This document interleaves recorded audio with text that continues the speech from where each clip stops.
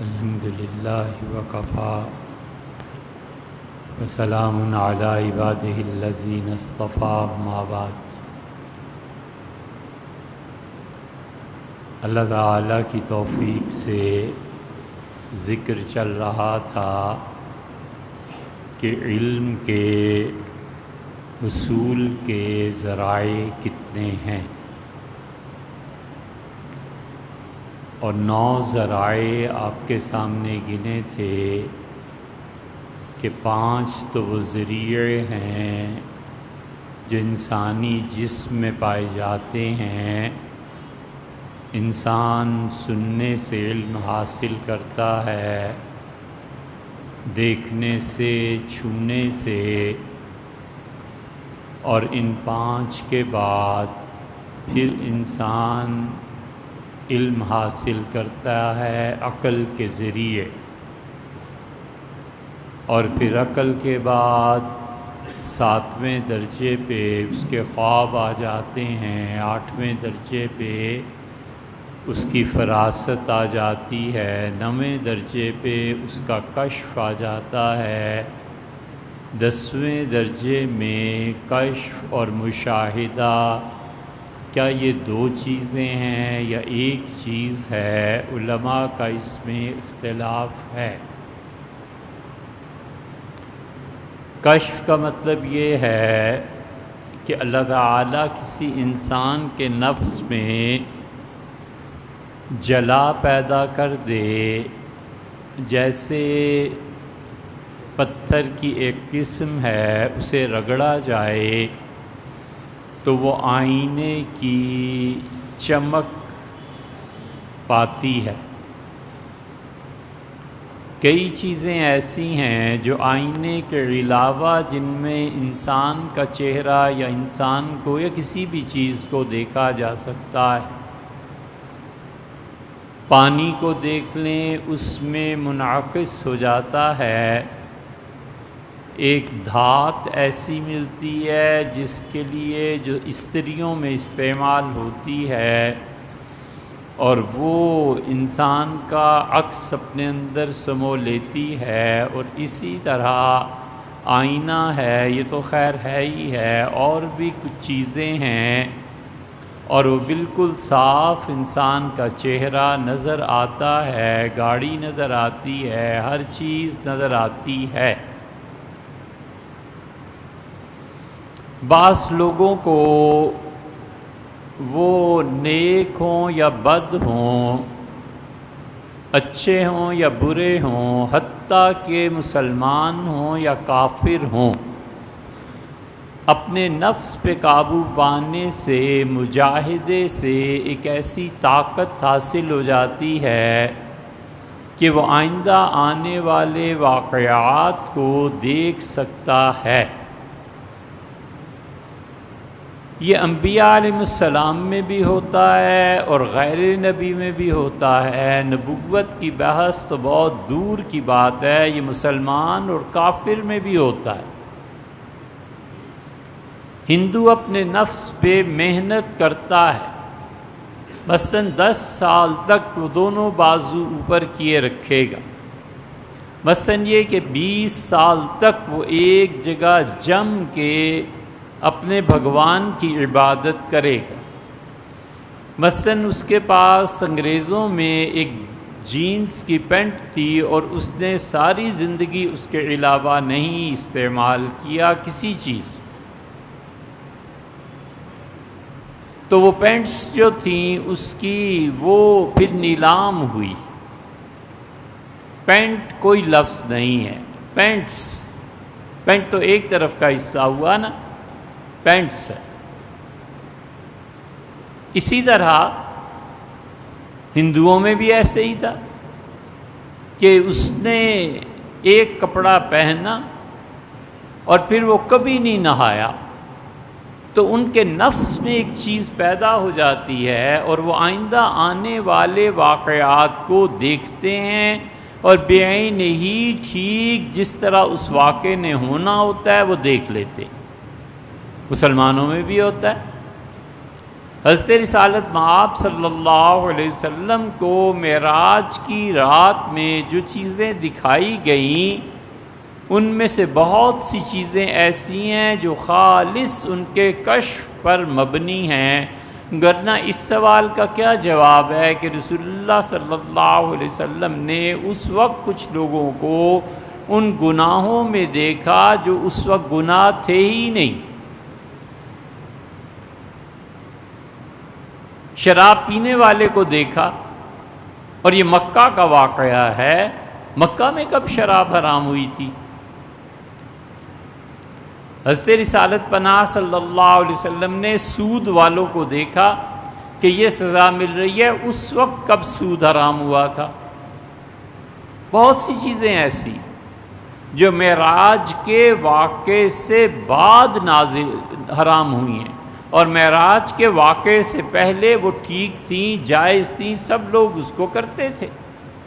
تو یہ جو آپ نے دیکھا کہ اسے یہ سزا مل رہی ہے، بڑا اچھا جواب ابن عربی رحمۃ اللہ علیہ نے دیا ہے۔ وہ کہتے ہیں قیامت کے دن جو کچھ ہونا ہے اس کو رسول اللہ صلی اللہ علیہ وسلم کو دکھا دیا گیا، کشف ہوا، اور اللہ نے ٹائم وہ رات اٹھائی اور جا کر ٹائم میں، عالم زمان میں اس کا دوسرا سرا ملا دیا قیامت کے دن سے۔ تو قیامت کے دن جو کچھ بھی ہونا ہے حضور صلی اللہ علیہ وسلم کو دکھا دیا گیا کہ قیامت کے روز یہ ہوگا۔ کشف خود علم کا ذریعہ۔ تو 5 ذرائع، 5 سینسز، اور چھٹی اس پہ عقل، 7ویں فراست، 8ویں اس کے خواب، اور 9ویں چیز یہ کشف، اور 10ویں چیز الہام۔ اور ان 10 علم کے ذرائع کے بعد پھر بات آتی ہے نبوت کی، اور اگر صوفیہ کی بات کچھ کی مان لی جائے تو 11ویں چیز ہے جو مشاہدہ ہے۔ وہ کہتے ہیں کہ کشف کے علاوہ ایک چیز ہے مشاہدہ، اور مشاہدہ یہ ہے کہ اللہ اپنے بعض بندوں کو بعض علوم حاصل کرتے ہیں، وہ دے دیتا ہے، اور ان کو مشاہدات کرائے جاتے ہیں۔ ابن عربی رحمۃ اللہ نے اپنے مشاہدات لکھے ہیں۔ مولانا روم رحمۃ اللہ علیہ کو مثنوی میں اگر آپ پڑھیں گے تو ان کے مشاہدات ہیں۔ وہ مشاہدہ سچ ہے، جھوٹ ہے، یہ ایک الگ بحث ہے۔ اور یہ تیسری صورت یہ ہے کہ شیطان نے وہ چیزیں دکھا دی ہوں، عین ممکن ہے، یہ سب کچھ ہوتا ہے۔ ہندو جوگی بتاتے ہیں، عیسائی جو بہت ریاضت اور مجاہدے میں تھے وہ بتاتے ہیں، لیکن عمومی طور پر یہ سب چیزیں واقع ہوا کرتی تھیں جب 2 چیزیں سلامت تھیں۔ ایک تو لوگ جھوٹ نہیں بولتے تھے، اور دوسرے حلال کا رزق کھاتے تھے۔ تو جو آدمی بھی حلال کا رزق کھائے گا اور جھوٹ نہیں بولے گا، اس کے لیے علم کے یہ 10 کے 10 ذرائع کھل جاتے۔ مشاہدہ ہوتا ہے قبر سے گزرتے ہوئے، قبرستان کہ یہ کیا ہو رہا ہے۔ مشاہدہ ہوتا ہے کہ جو مجھ سے ملنے آیا ہے یہ کون ہے۔ باطن کی شکل ظاہر پر غالب آ جاتی ہے۔ حضرت مولانا احمد علی صاحب لاہوری رحمۃ اللہ علیہ کے بیٹے تھے حبیب اللہ رحمہ اللہ، اور وہ مدینہ منورہ ہجرت کر کے چلے گئے تھے، پھر ساری زندگی انہوں نے وہیں گزاری۔ حرمین شریفین میں جب یہ نئے نئے ٹیلی فون اور نئے نئے ٹی وی اور یہ چیزیں آئیں تو وہ ان دکانوں سے ایسے بھاگتے تھے جیسے درندوں سے کوئی بھاگے، اور تھے بالکل ٹھیک۔ کسی نے کہا کہ حضرت آپ ان دکانوں سے 2-4 جہاں بھی کھلیاں بھاگ کھڑے ہوتے ہیں۔ کہنے لگے تمہیں نہیں دکھائی دیتا یہ سارے سانپ بچھو کیسے کیسے اژدھے ہیں، یہ انسانوں کو کھانا چاہتے ہیں، میں یہ ڈر لگتا ہے جب ان کو دیکھتا ہوں تو میں بھاگ جاتا ہوں۔ یہ مشاہدہ ہے، یعنی یہ نہیں ہے کہ کشف ہوا ہو اور انہیں دکھایا گیا ہو کہ ٹی وی جدہ سے مکہ آ رہا ہے، سی ڈیز جدہ سے مکہ آ رہی ہیں، بلکہ ان چیزوں کا جو اثر انسانی اخلاقیات پر پڑنا ہے، اور انسانوں نے ان چیزوں کے غلط استعمال کے بعد جو اندر بگڑ جانا ہے، اس کا اندر جو تباہ ہو جانا ہے، اخلاقیات برباد ہو جانی ہے اس کی، وہ مشاہدہ کرایا جاتا تھا کہ جو لوگ بھی ان چیزوں کا غلط استعمال کریں گے ان کی روح بگڑ کے ایسے مسخ ہو جائے گی۔ اس لیے یہ ہمارے اور اہل تشیع کے نزدیک متفقہ عقیدہ ہے، وہ بھی عالم ارواح میں مسخ روح کے قائل ہیں اور ہم بھی مسخ روح کے قائل ہیں۔ یہ 11ویں چیز ہے مشاہدہ، اور اس مشاہدے کے بعد جا کر پھر نبوت کا آغاز ہوتا ہے، اور نبوت اور وحی، اس لیے نبوت اتنی عظیم چیز ہے، اتنی بڑی چیز ہے کہ اس کا مقابل کچھ نہیں۔ کوئی علم اللہ نے انسانوں کو نبوت سے بڑھ کر نہیں دیا، اور حضور اقدس صلی اللہ علیہ وسلم کی روح مبارکہ پر اللہ کی صفت علم کی تجلیات کروڑوں اور اربوں سال پڑتی رہی ہیں، اور رسول اللہ صلی اللہ علیہ وسلم کی روح مبارکہ کو پھر دنیا میں بھیجا گیا ہے اللہ کی 4 صفات۔ اسی لیے ابن عربی وغیرہ کا خیال یہ ہے، اور وہ بالکل درست ہے کہ انہوں نے کہا 4 چیزیں اللہ تعالیٰ کی طرف سے رسول اللہ صلی اللہ علیہ وسلم پہ ایسے برسی ہیں، اور کروڑوں اور اربوں سال تک کہ ایسے تو بارش کبھی نہیں ہوتی ساون کی، نور کی صفت اللہ کی برسی ہے، حتیٰ کہ حضور اقدس صلی اللہ علیہ وسلم پوری طرح نور میں رنگ گئے ہیں۔ اور وہ کہتے ہیں کہ علم کی صفت حضور اقدس صلی اللہ علیہ وسلم پہ برسی ہے، اور علم میں انتہائی عالم اور علم والا اگر کوئی اس کائنات میں ہے تو وہی ہستی ہے۔ اور تیسری صفت وہ کہتے ہیں وجود کی برسی ہے، اور رسول اللہ صلی اللہ علیہ وسلم کا وجود ہے، اور شہود کی چوتھی ہے کہ شہود، یہ وحدت الوجود اور وحدت شہود، یہ سب حضور اقدس صلی اللہ علیہ وسلم کی ذات پاک میں سمو گیا تھا۔ یہ اس لیے بس وہ ہے اصل جگہ اور اصل مقام، اور نبوت اس کے بھی بعد۔ یہ کوئی کھیل نہیں ہے بچوں۔ اسی لیے رسول اللہ صلی اللہ علیہ وسلم کے متعلق اللہ نے کہا وَتُعَزِّرُوا وَتَوَقَّرُوا، اور اپنے نبی صلی اللہ علیہ وسلم کی عزت کرو، وَتَوَقَّرُوا، اور ان کے وقار کو، ان کی حرمت کو قائم رکھو۔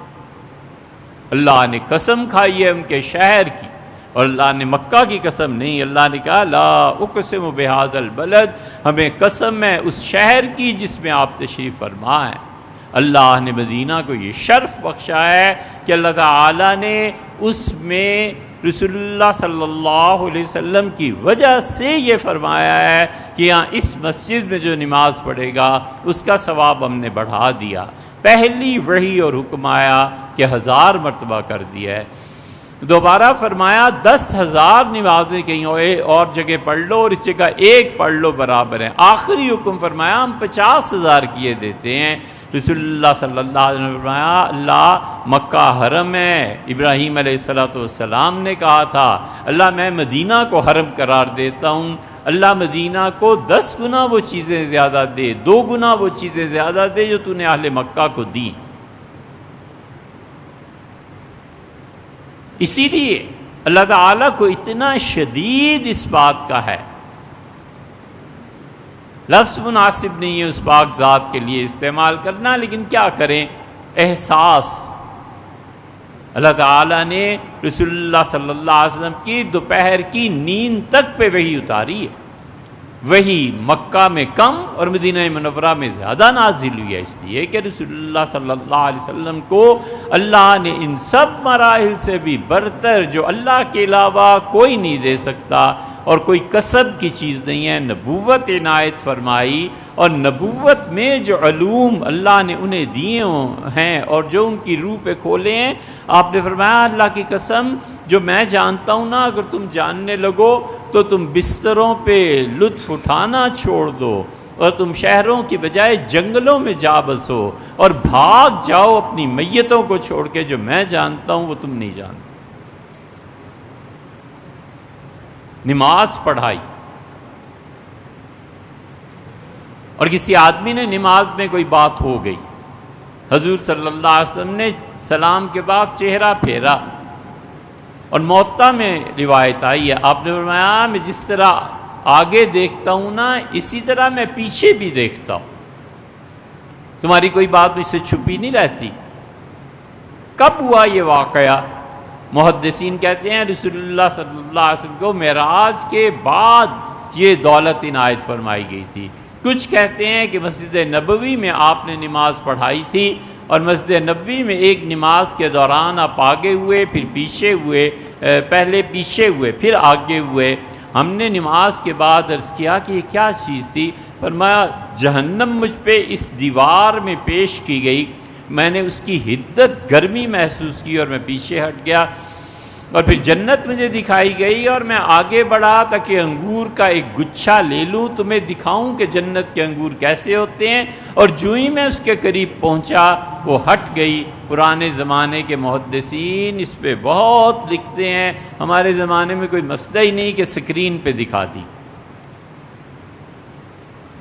اس لیے یہ سارے علم کے ذرائع 11 کے 11 انبیاء علیہ الصلوۃ والسلام ان سب سے بہت بلند برتر اور بالا ہے۔ یہ علم کے ذرائع ہیں، اور ان ذرائع سے جو علم حاصل ہوتا ہے وہ ضروری نہیں ہے کہ قطعی ہو، حتیٰ کہ آنکھ جو کچھ دیکھتی ہے ضروری نہیں ہے کہ قطعی ہو۔ قطعی چیز نبی کا دیکھنا ہے، قطعی چیز نبی کی خبر ہے، وہ جو کچھ کہہ دیتا ہے بس ختم۔ ایک جملہ رسول اللہ صلی اللہ علیہ وسلم فرما دیتے کہ تم چاند پر کیسے پہنچ سکتے ہو، کوئی اسے جھوٹا ثابت نہیں کر سکتا تھا، اس لیے کہ نبوت کی خبر ہے۔ ہاں ہمیں یہ حق حاصل ہے کہ ہم جانچیں پرکھیں کہ یہ نبی کی خبر ہے یا نہیں ہے، یہ بات کی صدی میں کسی نے بنا لی ہے اور جھوٹ ہے، یہ علم ہے۔ اور اس کے بعد انبیاء علیہ الصلوۃ والسلام پر وحی آتی ہے، اور شیاطین بھی وحی کرتے ہیں۔ اللہ نے فرمایا وَإِنَّ الشَّيَاطِينَ لَيُوحُونَ إِلَىٰ أَوْلِيَائِهِمْ، اور شیاطین وحی کرتے ہیں اپنے دوستوں کے دلوں میں کہ جن لوگوں کو اسلام سے تعلق ہے پکڑو اور مارو انہیں۔ وہ بھی ایک سلسلہ ہے، یہ بھی ایک سلسلہ ہے۔ اسی لیے تو زندگی امتحان ہے، زندگی سوائے امتحان کے کچھ نہیں، سب امتحان۔ لِيَبْلُوَكُمْ أَيُّكُمْ أَحْسَنُ عَمَلًا، بھیجے اس لیے ہے کہ ہم دیکھیں تم میں سے کون اچھے کام کرتا ہے۔ یاد رکھنا چاہیے نیکیوں کی تعداد بڑھتی رہنی چاہیے۔ ان الحسنات یذہبن السیئات، لوگوں تمہاری نیکیاں تمہارے گناہوں کو دھو دیتی ہیں۔ یہ ہم اہل سنہ کا عقیدہ ہے، اور جو لوگ کہتے ہیں کہ گناہ نیکیوں کو برباد کر دیتے ہیں، غلط بات کرتے ہیں، یہ ہمارے عقیدے کے خلاف۔ بڑے سے بڑا گناہ بھی نیکی کو ضائع نہیں کرتا۔ نیکی چیز ہی وہی ہے جو اللہ نے قبول فرما لی، اور اللہ کو علم ہے کہ آئندہ زندگی میں یہ کیا کرے گا، تو اللہ کو جب علم ہے کہ اس نے کفر پہ مرنا ہے تو اس کی نیکی پہلے ہی کیوں قبول کرے؟ وہ تو ظاہر میں نیکی ہے، حقیقت میں تو نہیں ہے۔ اس لیے ہمیشہ نیکیوں کا پلڑا بھاری ہوتا رہے، گناہ اس کے ساتھ ساتھ دھلتے رہتے ہیں۔ اس علم کی تشریح کے بعد اصل مسئلہ تو چلا تھا کہ ہم پڑھتے ہیں لا الہ الا اللہ، تو یہ جو الہ ہے یہ کیا ہے؟ الہ اللہ، اس سے بھی ماورا ہے۔ انبیاء علیہ الصلوۃ والسلام بیٹھ جاتے ہیں وحی کے انتظار میں، نہ اللہ انہیں کشف سے خبر دیتا ہے، نہ مشاہدے سے خبر دیتا ہے، نہ وحی سے خبر دیتا ہے، نہ خواب سے خبر دیتا ہے، اور چیز ایسی ہے نہیں کہ آپ اس کو چھو کے حاصل کر سکیں۔ بادشاہ کے ایلچی آئے، ملنا تھا۔ حضرت رسالت میں آپ صلی اللہ علیہ وسلم بہت زیادہ مصروف تھے، ملاقات ہوئی رات کے آخری حصے میں، اور انہوں نے کہا کہ اس طرح آپ کے نام پیغام ہے، آپ ہمارے بادشاہ کی بادشاہت کو مان لیں۔ اب وہ بادشاہ کہاں، ایران میں کس جگہ پہ؟ صبح اٹھے تو آپ تشریف لائے، اور آپ نے فرمایا رات تمہارے بادشاہ کو اس کے بیٹے نے قتل کر دیا۔ اب بھلا بتاؤ، یہ حصی خبر تو نہیں ہے، یا خواب دیکھا ہوگا، یا اللہ نے وحی فرمائی ہوگی، یا مشاہدہ ہوا ہوگا، یا کشف کچھ تو ہوا ہوگا۔ یہ ساری چیزیں انبیاء علیہ السلام سے کبھی معطل ہو جائیں اور کبھی اللہ ان چیزوں کو، ان ذریعوں کو علم کی ترسیل کے لیے نہ موقع دے تو پھر کیا ہے؟ کچھ بھی نہیں۔ اسی لیے حضور اقدس صلی اللہ علیہ وسلم جبریل امین کا انتظار فرماتے تھے۔ آپ فرماتے تھے وہی آئے گی تو پھر پتہ چلے گا۔ صحابہ رضی اللہ عنہ حکم پوچھتے ہیں، آپ ایک مناسب حد تک جواب دے کے چپ ہو جاتے ہیں۔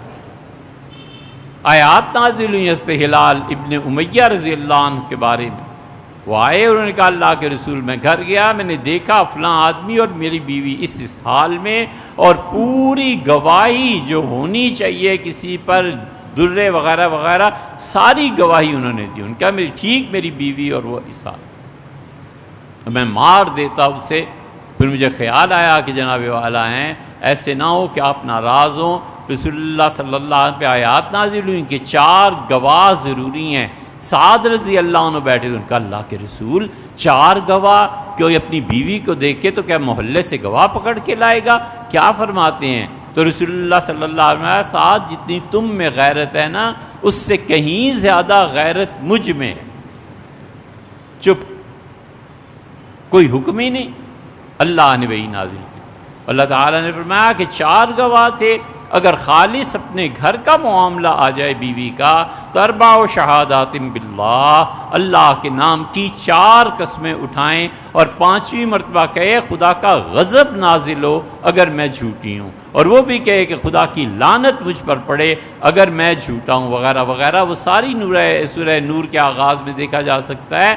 تو اس لیے علم اگر اللہ دے، سکھائے، بسم اللہ، نہ دے اللہ تو کوئی کیا کر سکتا ہے؟ اللہ کی ذات اس سے بلند و بالا ہے، بہت علم والی ہے، بے انتہا اس کا علم، کوئی چیز ایسی نہیں ہے جو اس کے علم سے باہر ہو۔ وہ کہتا ہے ما تسقط من ورقۃ، درخت سے پتا جو زمین پہ گرتا ہے نا، وہ بھی میرے ہی حکم ہے اور میرے ہی علم ہے، اور سمندر سے مچھلی جتنا کم کرتی ہے وہ بھی میرا ہی علم ہے اور میرا ہی حکم۔ حضور صلی اللہ علیہ وسلم، پانی کا کوئی گھونٹ جو تم پیتے ہو، لقمہ جو تم حلق سے اتارتے ہو، اللہ سے اجازت طلب کرتا ہے کہ اللہ اس کے حق میں صحت کی چیز بن جاؤں یا اس کے حق میں میں بیماری بن جاؤں، جو اللہ کہہ دے وہ سو وہی۔ یہ اللہ کا علم ہے۔ کیا اچھی بات۔ حضرت موسیٰ علیہ السلام نے واعظ کیا، لوگوں نے کہا حضرت آپ جیسا آدمی بھی دنیا میں ہے، تو عاجزی اور انکسار کا موقع تھا، لیکن انہوں نے حقیقت بیان کر دی۔ انہوں نے کہا مجھ سے بڑا کوئی نہیں۔ اللہ تعالیٰ نے فرمایا جاؤ فلاں جگہ پہ ایک آدمی ہے اور اس کے پاس علم ہے، اور تم اس سے علم حاصل کرو۔ حضرت موسیٰ علیہ السلام چل پڑے۔ ان کا اللہ نشانی کیا ہے؟ فرمایا مچھلی تل کے ساتھ لے جانا، اور مچھلی صحیح بخاری میں کئی جگہ یہ روایت آئی ہے، کہیں تفصیل سے کہیں مختصر۔ قرآن میں 15ویں پارے کے آخر پہ اور 16ویں پارے کے شروع میں یہی آیا۔ اور ان کے ساتھ نوکر تھے ان کے یوشع رضی اللہ عنہ علیہ السلام۔ چلے، حضرت موسیٰ علیہ السلام سو گئے، تھک گئے تھے، دسترخوان کھلا اور مچھلی نے جمپ کیا سمندر میں۔ انہوں نے دیکھا، یوشع نے تو حیران ہوئے کہ تلی ہوئی مچھلی، یہ کیا ہو گیا؟ اس کا حضرت اٹھیں تو ضرور بتاؤں گا۔ آگے چل پڑے، انہوں نے کہا آتنا غدانا، لاؤ کھانا، لقد لقینا من سفرنا ھذا نصبا، یہ جو اتنا لمبا سفر کیا ہے نا، اس نے ہمیں تھکا دیا ہے۔ جو مقام تھا اس تک پہنچے نہیں تھکے، اور مقام سے آگے جب چلے تو یہ چلنا بیکار تھا، تھک گئے۔ اسی لیے جب ایمان کامل ہوتا ہے نا تو آدمی بیکار کاموں میں زیادہ دن رہ نہیں سکتا۔ ایک دن خبریں سن لیں، دوسرے دن، تیسرے دن تنگ آ جاتا ہے، کیا بکواس، کیا فضول وقت ضائع کرنا ہے، نہیں ہوتا مجھ سے کام۔ اور اللہ نے مصلحت یہ رکھی ہوتی ہے کہ اس کا ایمان، اس کی اقدار، نیکی، اس کا ٹائم، اس کی زندگی بچے، یہ بہت لوگوں کے ساتھ ہوتا ہے۔ فرمایا تھک گیا ہوں۔ ان کا حضرت وہ تو بتانا یاد نہیں رہا، مچھلی ایسے چلی گئی۔ فرمایا چلو، گئے۔ یہ بڑا مختصر کر کے عرض کر رہے ہیں، اور وہاں دیکھا زمین پہ ایک آدمی لیٹا ہوا ہے اور چادر دونوں پاؤں کے نیچے ہے اور سر کے نیچے ہے۔ تو انہوں نے سلام کیا، تو کہتے ہیں حضرت خضر علیہ السلام تھے، تو انہوں نے سر سے چادر ہٹائی، ان کا انا بعرض کا السلام، یہاں سلام کرنے والا کون پہنچ گیا ہے؟ تو ان کا میں موسیٰ ہوں۔ ان کا وہ بنی اسرائیل والے، ان کا جی میں وہی۔ کیوں آئے ہو؟ انہوں نے کہا حضرت آپ کے ساتھ رہنا ہے، اللہ نے بھیجا ہے۔ انہوں نے کہا لن نصبر، تم میرے ساتھ صبر نہیں کر سکو گے، تم میرے ساتھ رہ نہیں سکو گے۔ کہ نہیں حضرت، حکم ہے، رہنا ہے اور علم سیکھنا ہے۔ ان کا علم کے لیے پہلی شرط یہ ہے کہ میں جو کچھ مرضی کروں بولنا نہیں ہے، چپ رہو۔ یہ ایک اللہ کی الگ جماعت ہے اس کائنات میں، وہ ایسی ایسی حرکتیں کرتے ہیں کہ آدمی کہتا ہے یہ کافر ہے، مسلمان ہے۔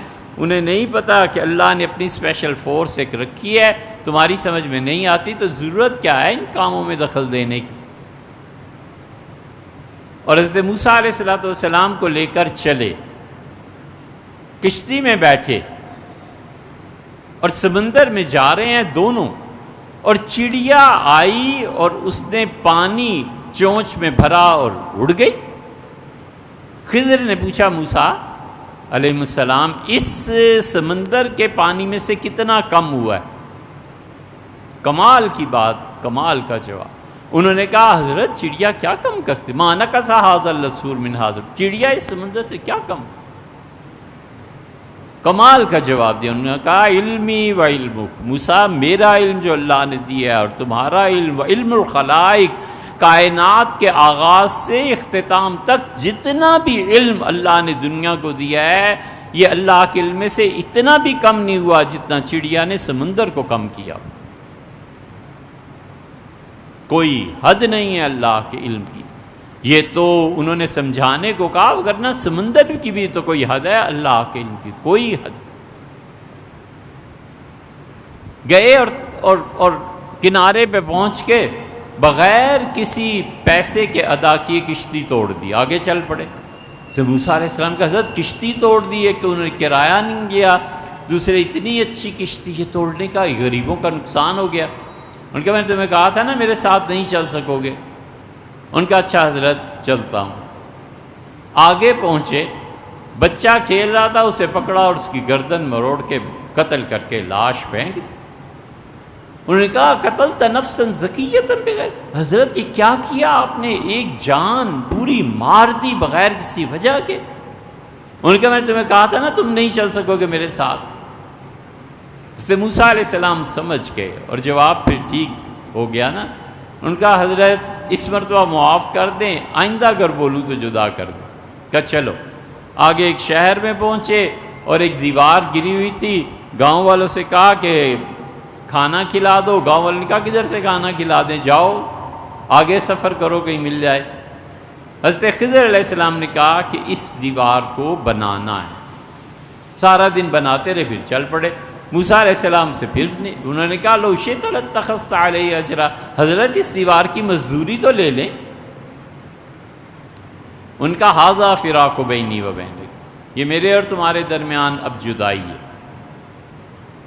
وہ جو پہلا میں نے کشتی کو توڑا تھا نا، اس علاقے میں رسم یہ ہے کہ جو کشتی نئی نئی بنتی ہے بادشاہ اسے غصب کر کے اپنے کھاتے میں ڈال لیتا ہے۔ وہ نئی کشتی تھی، دوسرے کنارے پہ پہنچ کے میں نے اسے اس لیے توڑ دیا کہ اب جب کیلیں وغیرہ سب چیزیں لگیں گی تو لوگ دیکھیں گے اور بادشاہ کے قابل نہیں سمجھیں گے، جو اس کی فوج پولیس ہے، اور یہ کشتی ان بیچاروں کی بچ جائے گی۔ جب بچے کو قتل کیا تو اس وجہ سے کہ طغیانم و کفرا، اگر یہ بچہ بڑا ہو جاتا تو اپنے ماں باپ کو کافر بنا کے چھوڑتا۔ اور جو تیسری ہے، کمال کی بات انہوں نے کی، انہوں نے کہا زمین میں خزانہ گڑا ہوا ہے، بہت بڑا خزانہ، فارادہ ربک، تیرے پروردگار کا حکم تھا کہ ہم اس پہ بہت چوڑی دیوار، مثلا 20 فٹ 50 فٹ 10 فٹ اتنی بڑی دیوار کھڑی کر دیں۔ دیوار گر گئی تھی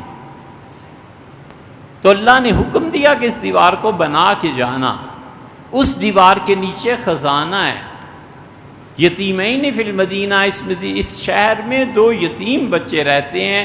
کانا ابوہما صالحا، ان کا باپ بڑا نیک آدمی تھا۔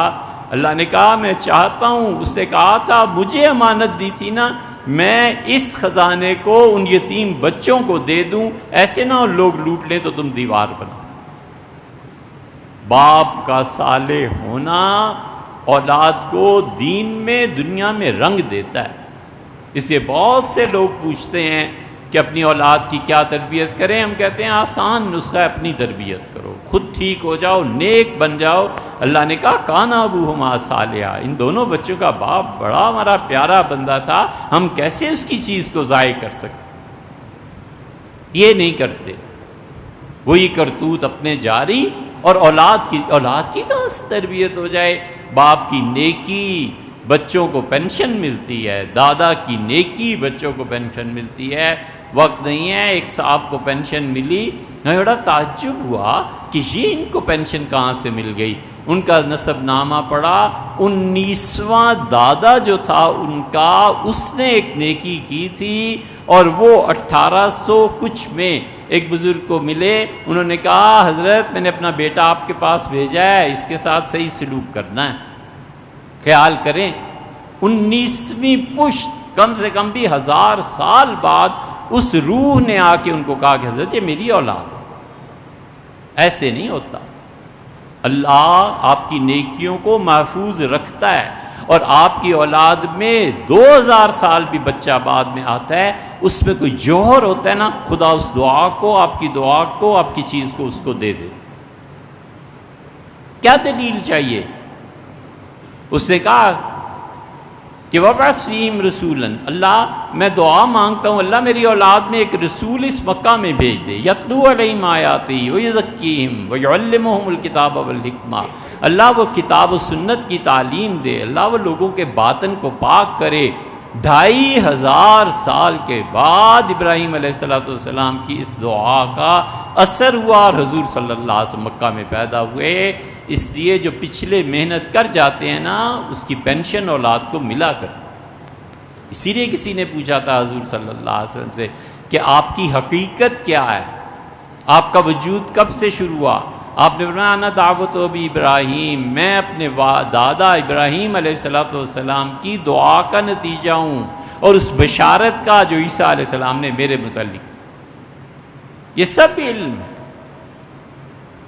اللہ کا علم کوئی حد نہیں، وہ اس میں سے پھر دیتا ہے۔ اسی لیے وہ کہتا ہے کہ جو لوگ علم والے ہیں ان کے درجے ہیں بہت بلند، یرفع اللہ ان کے درجوں میں اضافہ کرتا ہے۔ امام مالک رحمۃ اللہ علیہ کہتے تھے میں حضرت امام جعفر رحمۃ اللہ علیہ کی خدمت میں حاضر ہوتا رہا، اور مجھے اللہ کی قسم ہے جب بھی گیا ہوں نئی بات سنی، جب بھی گیا ہوں نئی بات سنی، میں سمجھ گیا کہ ان کا علم اللہ کے علم سے کہیں جڑ گیا۔ ایک بات نہیں اسی لیے مس ہونے دیتے تھے کہ ہر مجلس میں نئی بات، ہر وقت علم کا سمندر ہے، جتنا اس سے چاہو پانی کا جو مسئلہ ہے، اس سے جو بات ہے، یہ علم ہے۔ اسی لیے حضور اقدس صلی اللہ علیہ وسلم آئے تھے مسجد نبی میں تشریف لائے، 2 جماعتیں بیٹھی تھیں، یہ کیا کر رہے ہیں؟ معلوم ہوا اللہ کا ذکر۔ یہ کیا کر رہے ہیں؟ معلوم ہوا کہ علم کی مباحث جاری ہیں۔ فرمایا کلاہما علی، دونوں بڑا اچھا کام کر رہے ہیں، ولیکنی بعثت معلما، لیکن اللہ نے مجھے علم کے لیے بھیجا ہے۔ اور رسول اللہ صلی اللہ علیہ وسلم وہاں بیٹھ گئے جا کر جہاں پہ علم کی بات ہو رہی۔ یہ ہے علم۔ تو الہ جو ہوتا ہے اس کا علم بغیر حدود کے، اور دوسری چیز ہے قدرت۔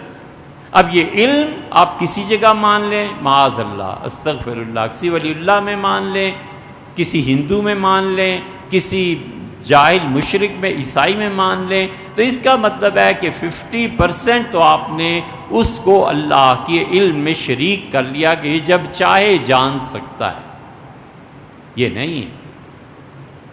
دوسری چیز ہے قدرت، انشاءاللہ آئندہ اس قدرت پہ بات